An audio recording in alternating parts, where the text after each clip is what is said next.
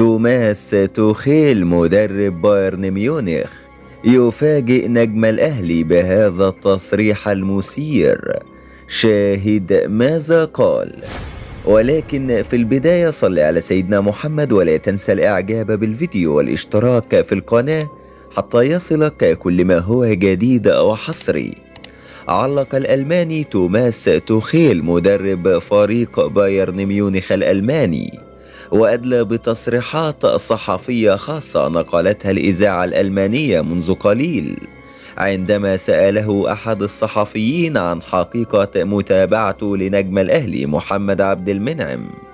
قال توخيل: في الفترة الأخيرة طلب مني أحد أصدقائي متابعة أحد اللاعبين في إفريقيا وهو يلعب للنادي الأهلي المصري ويدعى محمد عبد المنعم.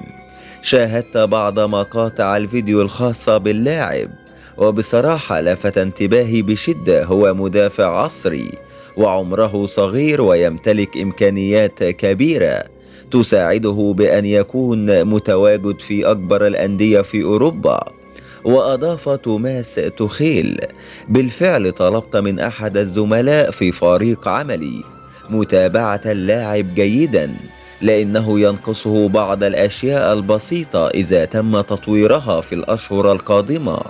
سنسعى للتعاقد معه بشكل كبير في فترة الانتقالات الشتوية، وأعتقد أنه مع مدربه مارسيل كولر سيتطور بشكل كبير خلال الأيام القادمة.